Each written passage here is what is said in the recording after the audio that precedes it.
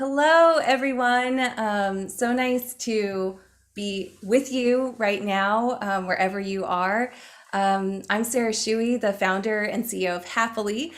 We produce carbon zero events and live broadcasts for some of the most influential brands and working on their most ambitious campaigns. If you've never heard of us before, hello, welcome. Today, I'm going to have a conversation with Adrian Segar, the founder of Conferences That Work. Adrian is kind of is a prolific, I want to say legend in the event space, and actually one of our advisors at Happily, David Adler at BizBash, who if you're in the event industry, you've heard and seen, you've interacted with David at some point, I'm sure. But David, he calls Adrian an icon of the event industry, like quote unquote. And Adrian has written is the three-time author of books about conference design and planning. Welcome, Adrian. Hello. Thanks, Sarah. I really appreciate being invited here, and I'll try hard to match up with a fraction of the nice things you've just said. But I'm happy to be Yeah. here today. Well, thank you so much. I mean, it's for those who are sort of like new. I usually new to I do these like live streams, and I usually bring in some like an old friend, that or a colleague that I've been working with for a long time. And Adrian, we're really new friends. We just recently met over Twitter as well too.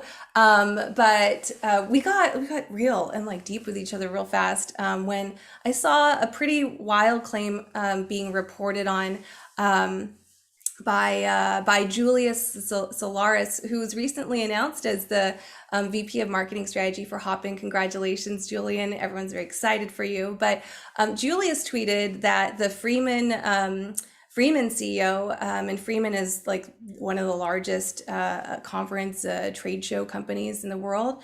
But the Freeman CEO, Bob Priest Heck, he had mentioned, and I think we have a quote that we can pull up, that an in-person event is no riskier, in fact, less risky than essential daily activities. And so I saw this and I was like, whoa, whoa, whoa, like based on the data, like where's the source paper? That's where we go first at Happily, on teamhappily.com/safety. You can see like all of our safety policies are based on, there's about five academic like research studies that are done that are specifically about like the event space. So I was just really curious. I mean, of course, everybody in the events industry would love to believe that all in-person events are safer than your regular trip to the grocery store, but it's a little like too like hard to believe, right? So yeah, so I sent a quick tweet asking like, where's the source paper? It seemed like a lot of people in the industry and on that Twitter feed were like, "Shut up, Sarah! Like, we got to get back to work." And but they also didn't really understand what I was asking for, except for one lone wolf, which is Mr. Adrian here. So, Adrian, I'd love to toss it over to you and hear from you a little bit about what concerns you about this statement. Well, sure. I saw it, and my initial response, the problem. I mean, there are two real issues. The first of all is that this talking point, the headline, which has unfortunately been, republished with very little analysis in a lot of trade magazines, is, I have to say, right away, I knew that it was at best misleading and, at worst, simply untrue. In the Freeman actually did a 1-hour webinar on this whole topic, which all this is from. And the very next slide, they actually talked about, compared the safety of in-person meetings to a trip to the grocery store, and showed a picture of a guy with an N95 mask pushing a grocery cart. And the problem with that is, of course, that you're comparing apples to oranges here. And the next slide then had some percentages. I'm not sure, do we have that available, the percentage Yeah, I think slide? so. Yeah, and the first line on that slide is the case rate, the infection rate in the entire, this is a US study, by the way, for the entire United States. And Freeman is essentially conflating that infection rate for the entire United States, which contains, many people who we know don't wear masks, don't social distance, and either won't get or can't be vaccinated, and saying that's the same rate as a trip to the grocery store wearing an N95 mask. And those are two completely different rates. I mean, even where I live in Vermont, the case rate where most a high number of people are vaccinated is about a tenth of the national case rate right now. So this slide, and if I go to the grocery store wearing a state-of-the-art mask, my risk is very, very, very, very tiny. So to compare the figure for the entire United States with some figures from recently held reported figures of rates from largish business meetings in the United States, you're comparing apples with oranges there. It's a really misleading comparison.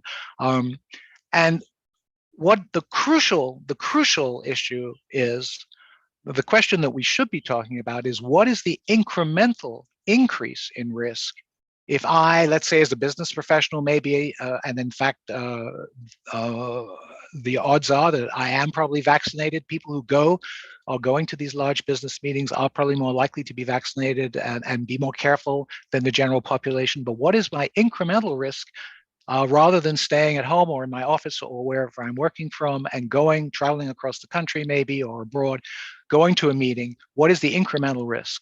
And the second part of Freeman's webinar based their conclusions on a model, a very detailed, complicated model made by Epistemics, a company that does computer modeling. And I was particularly interested in this because I have this I've done a number of different things in my life, and two of them are, I was a research physicist many years ago. I spent many years creating computer models, and I know a lot about the seductiveness, but also of computer models. They look very authoritative, but the problem with them is if you put the wrong assumptions in or you miss in crucial things out, they produce garbage. They don't give you accurate results. And then the And we second got piece to, of yeah, we yeah, got to yeah. see the epistemics model, right? Like from that tweet, which was great. We got We to did. meet with, Well, yeah. I have to say I really appreciated. Freeman got in touch with me and said we'll hook you up with you can talk to. We ended up talking. You and I ended up talking for an hour to the CEO of Epistemics, John Cordera, who was very kindly showed us the model, explained it. But I did bring up the critiques, which we can go into a little more detail in the time we have, of the model. And I have to say that I think this would be fair to say that he really was certainly the big one, which is the air quality safety inside venues, was one that I think it's fair to say, agreed his model did not address in Well, detail. There yeah, was I some, mean, right up at the top, right? Like, when we met with him at the very beginning, he said that he wouldn't have made that same claim that that large events were safer than grocery stores. And Mhm. I think it is also really important for folks to understand what Epistemics is. It's an outsourced data modeling company that was paid for and sponsored by Freeman. And all of the reporting that is out there is based off of sort of Freeman's press release from the data that the data model that they purchased effectively. And so there is a difference, or there should be. I just wanted to make sure that there is something to distinguish between what the Epistemics CEO said about the data versus the extrapolations that were made by the Freeman team about the data. Yeah, I think that's a really good point. And again, I'm not putting there are no aspersions on the modeling. I mean, the issue is, and in fact, at the end, John sent me an email afterwards and said, I'd really like to hear what you have to say to improve our model. And I haven't had a chance to do that yet, but there were several points I made, and probably the most important one is that, and I'll talk about U.S. venues at the moment. Back in April, ASHRAE came out with, which is a U.S. engineering standards body, an engineering standards body, and came out with a set of recommendations for air quality in buildings in pandemics. And very roughly, it includes increasing the air rate over what the air change per hour rate over what normal buildings are designed for, venue style buildings are designed for, and including much better filtration than is specified in buildings, MERV 13 or better air filtration. And there are many other aspects, as there are large standards. And I put those out in April.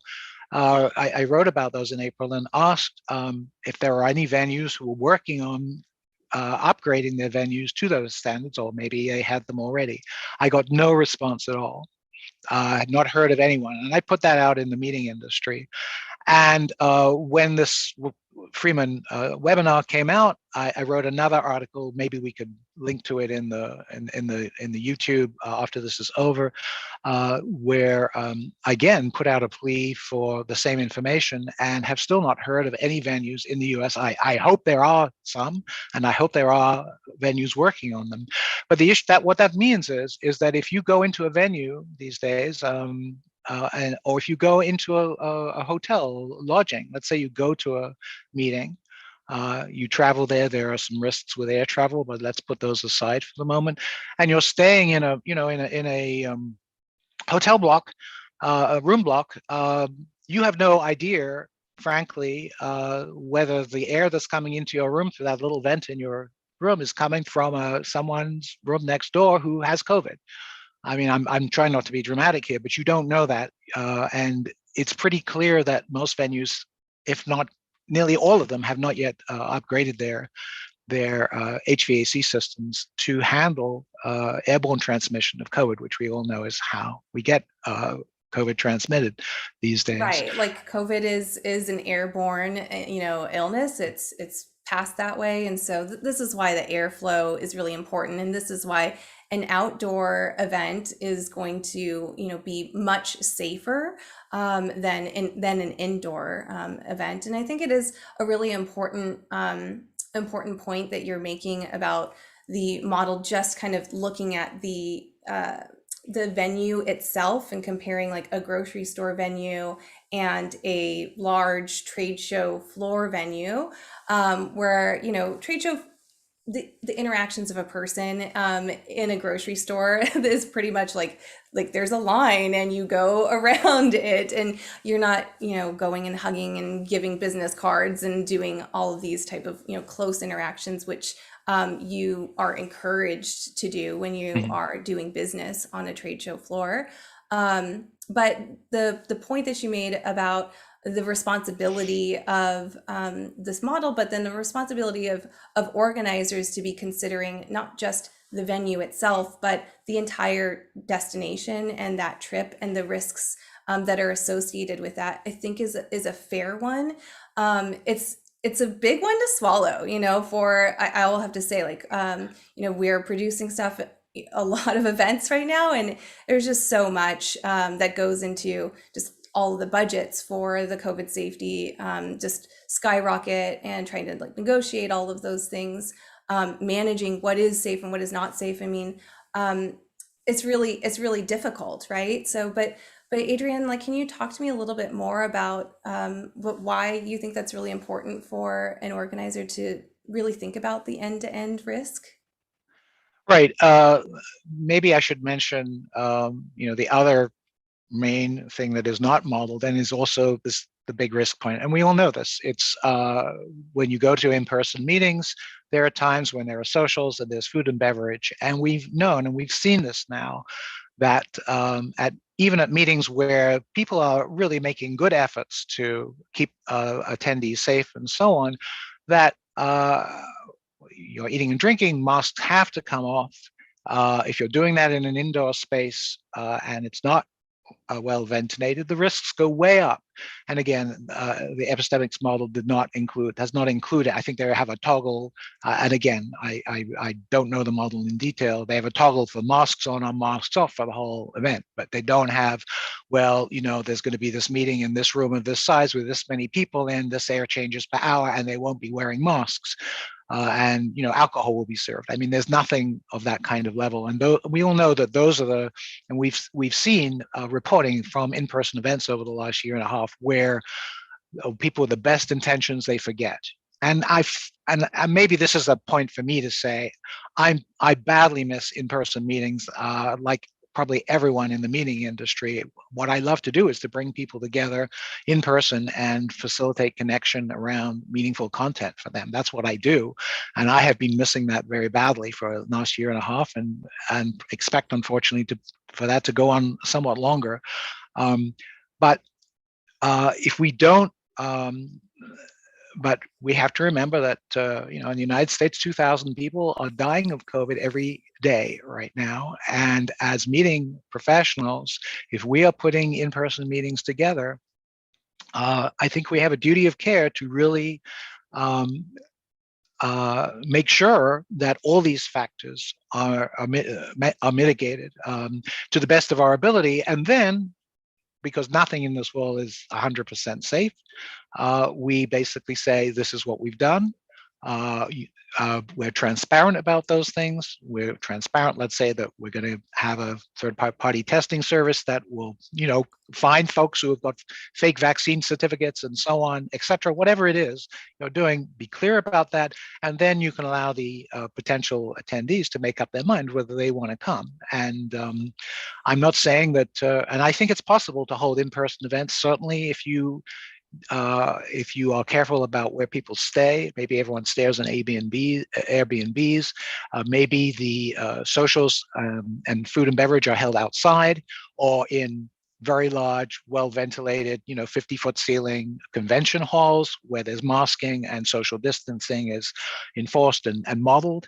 It's possible, but there's still these many weak spots. I'll mention one other, which is people in the venues industry have basically admitted that it's impossible to be sure that all staff at a meeting are vaccinated, for example, even if you're requiring it. People are saying right now, it's certainly in the US, it's not possible to basically insist for all the vendors or all the staff who are staffing an event to be assured that they are all vaccinated. There simply aren't enough. We have staff shortages and so on. So these are the issues involved, and I think we have a professional duty of care in this industry. And there's not a bright line about what we should do, but I would want all meeting professionals to think, who are planning in-person meetings, and as I said, I certainly want to have them and be part of them again, to take all these things into account. Yeah, I mean, I think that, for me, what was concerning was just that the claim was so broad that in-person events, period, were less risky than a daily activity. I think that actually there can be cases where in-person events, that would be true, but there's just so many if this then. So if everyone is fully vaccinated, if the local area that you are hosting the event also has a very high, high being like 70% or over, because now they're saying, like this notion of herd immunity, you got to get to 80-90% for that to be even valid or on the table. So, everyone fully vaccinated, yeah, that's going to be safer, right? Mhm. Everyone that the event is completely held outdoors, okay, right? We're talking about airflow here. Everyone's wearing masks, yeah, great. There's all of these things that need to be done, and I think that a lot of professionals, event professionals, are taking those measures. Um, you know, but it's just a little bit dangerous, right, to sort of make this statement and for the industry to keep spreading this idea that just it just really puts profit over people, I think, to Mhm. say that coming back to in-person events is better than whatever you're doing every day. So just wanted to sort of call that out. I mean, I want to switch actually to talk about what the alternatives are, Mhm. for so we're putting these safety measures in place. But of course, even the CDC, like in the United States, says that the best thing to do if you are an event organizer is to host it virtually. There are still film crews that are out and producing, right? But they're producing on really skeleton crews. There's testing every day. Um, there's also post testing that I'm not seeing a lot in events, where you can test people before they come, but there seems to be a lack of transparency for if they had COVID during their time, at your event. But yeah, I would just love to know what alternatives or what advice you are providing to professionals if we're saying, hey, we're not there yet, to be able to come back. What do you suggest that we should do? Well, obviously, online or virtual, I prefer online meetings are the obvious alternative, and we have all become, whether we liked it or not, a lot more familiar with them and seen some of the advantages. One of the things that was been fascinating for me over the last year is rethinking the things that I do to make meetings interactive and useful and allow participants to actually determine what happens at the meeting can be done uh, online. And it turns out that there are actually there's some advantages. Obviously, I mean, the big advantage, obviously, of course, people don't have to travel. You're in Taiwan right now. We're talking as if, I may never meet you in my life, in person, but I can meet you this way, which is wonderful. But so obviously, online or virtual meetings are always a possibility. And the other and then we've talked about in person. Then we have the hybrid approach, and one of the ones that I have, which we have been doing. I was involved in this kind of hybrid 10 years ago when the tech was nowhere near as good as it is now. Are what I call hub and spoke meetings, where you have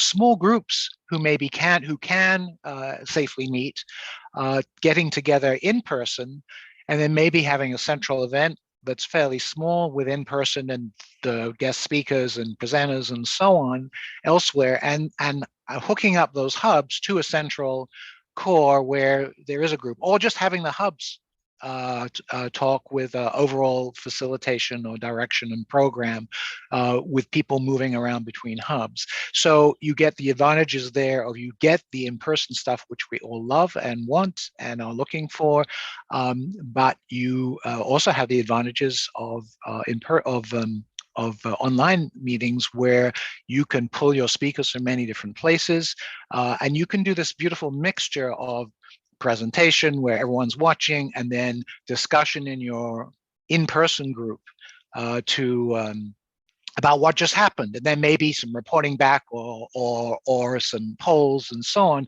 so that you can build an experience that is a mixture of the of content, of learning, of useful content, usually in short pieces presented to you by people who are worth listening to, plus the invaluable in-person discussion. Of course, you can also do all this in online as well. You can have I've done Zoom meetings where we've had a separate Zoom meeting of a group of people who will know each other watching the main Zoom and commenting in the chat there and talking to each other there while we're watching a presentation. That can be very cool too. So, there are all these other models that are available. But I think that hybrid, I'm hoping that, when the situation gets a bit better with the case rates and so on in the pandemic, which we all want, that these kinds of hybrid models are they're here to stay, and I think they're going to become more popular. Yeah, yeah. I mean, like what we're doing, right now with hybrid is a lot where we have a small crew and we're doing a broadcast. And what's great is when you go virtual, you have a lot of savings for what you're spending, and Hmm. we're actually doing everything fully in green screen, multiple stages. all of the backgrounds in Unreal Engine, and the cost that it takes for us to build an amazing virtual set is just simply would be simply unattainable, for our customers who would want to try to do this in person. So I think that there, aside from the reach, the ability to actually like have like a higher quality media production to share your communication messages is there. But I do think that the in-person engagement just is it's not quite there. It's not, I would even say maybe not even 50% there, for online as it would be to on-site. But that doesn't mean that we should abandon that, altogether, right? It's a very new medium. It's like a year old for the event Mm. space. I mean, shout out to all of the, our friends that are like in Twitch and in MMORPGs and, Counter-Strike and stuff, who have been gathering, online, and have like have more interaction than what we're seeing right now with our event platforms. But I think it will get there, and I just wanted to, encourage everyone to not give up on this format. And hybrid is really, like you were saying, Adrian, is just so much about creativity, right? And I love your fishbowl. You do like this fishbowl sandwich. Will you share a little bit about that? And have you tried Oh, to do sure. that online? And then we'll close I out. have, yeah, I have. I mean, a fishbowl sandwich is basic. A fishbowl. It's an old facilitation technique, and there's a beautiful way of doing it in Zoom. Basically, what fishbowl is a way to have a discussion when you've got a large number of people. If you have 200 people or 100 people in Zoom and you have an hour, let's say, not everyone is going to speak, and things get very fragmented. And what you do. In Zoom, what you can do is you ask everybody to turn their cameras off and turn their camera on if they have something they want to say. And you know how Zoom works. Everyone with a camera on floats to the top of gallery view. And they're, so they're the five people who actually want to say something, and someone like me can facilitate a discussion, and people can add themselves on and drop themselves off. And that's what a fishbowl is. And the fishbowl sandwich is when you're working with a large number of people, one of the most important things you can do, and again, this is great to do in person, but you can do it in Zoom too, is you want to model right at the start that people's opinion matters. I mean, our whole concept of a group of 100 people get together, we assume a few people are going to talk, and most of us are going to listen. Okay, what a fishbowl sandwich does is we do what's called pair share, an old facilitation technique where you just divide everyone into pairs and you give them something to talk about. It could be introducing themselves to the other person, or it could be, what do you think about the topic which this session is about? Or did you come up with a great solution for it? You do that to your partner, they do that to you. It takes a couple of minutes, and you've modeled that there's interaction. And then the facilitator, like me, in the fishbowl part says, okay, who wants to talk about this? Okay, and everyone has just expressed their opinion. It's like, well, my partner was interested in this, I want to say this too. And we get into a discussion. And then the sandwiches, because I end such things with a pair share, where usually you're asking about, what did you learn? And you go with a different partner. And again, in Zoom, you just do this in breakout rooms. You just put everyone in pairs, breakout rooms. And you say, what did you learn? What did I take away? And that helps to reinforce the learning, make it more likely that the stuff you've learned during the discussion is going to stick. So that's a fishbowl sandwich, which I didn't know you were going to talk about, ask me about, I'm but I'm sorry, happy to but explain. I was reading about it yesterday, and I was like, oh, this is amazing. Everybody needs to know about this. Adrian, you have so many great ideas, and I said before, you're prolific. I mean, you post on conferencesthatwork.com. Everyone go like check it out on your blog, like in your website, multiple times a day. Like, and it's so illustrative, and really well researched, and I'm just super impressed with the output of your publishing. Thank you. Um, Well, and I love it's. I hope it's clear that I love to do what I do, and I've written books that tell you how to do these things, how to do these things yourself. But these things are not rocket science. They're just different from what we are all used to experiencing in traditional sort of broadcast style meetings. And my mission is to kind of make meetings much more interactive and much more useful to the people who come to them. Wonderful. Well, thank you so much again, Adrian. It's really great to see you here. Thanks for joining us, everyone. I hope that we'll see you again in person. I'm sure we'll see you again even sooner online. Thank you so much. And please make sure you follow Adrian Segar on LinkedIn, on Twitter. Are you Segar at Twitter? I am. A Great. Seeger on Twitter. A Seeger. A Mhm. Seeger, oh, A Seeger, and yeah, and give us a follow too at Happily at Team Happily, and we'll see you again soon. Thanks, y'all. Bye. Thanks for inviting me, Sarah. Cheers. Thanks, Bye. Adrian.